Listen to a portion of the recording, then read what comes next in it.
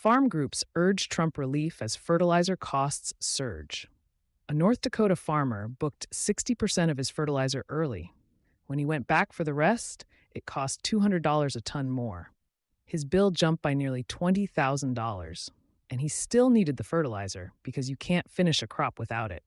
On March 19th, more than 50 agricultural organizations, from the American Farm Bureau Federation to the National Corn Growers Association to Western growers, sent a formal request to President Trump asking for emergency market assistance to be included in any upcoming defense supplemental package. The numbers in the letter are serious. The situation underneath them is worse. A season that was already in trouble. Before anyone had heard the words Operation Epic Fury, American farmers were already having a hard year. A widespread January winter storm tore through the southeast, hitting fruit, vegetables, sugar, and citrus crops with billions in losses. Drought and historic wildfires continued across the plains. Crop prices had been falling. Margins for many operations were already underwater.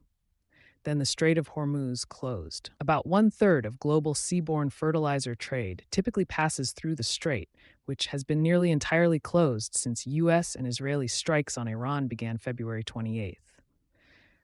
The closure didn't just raise prices, it pulled product off the market entirely at the worst possible moment.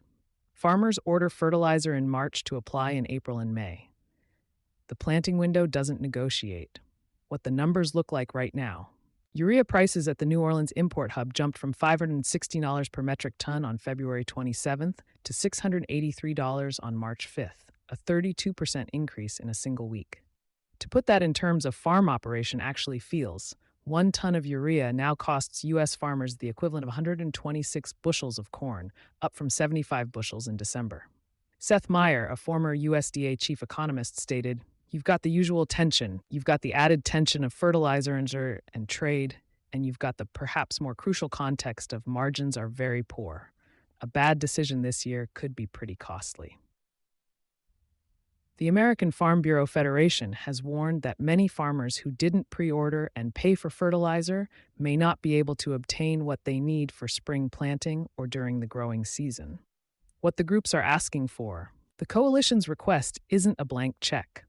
The letter asks for relief that builds on existing programs such as support for specialty crop, sugar, and alfalfa growers, assistance for farmers who sold grain at harvest lows, help for operations dealing with weather disasters, and longer-term demand stability through measures like year-round E15 sales and the 45Z Clean Fuel Production Credit.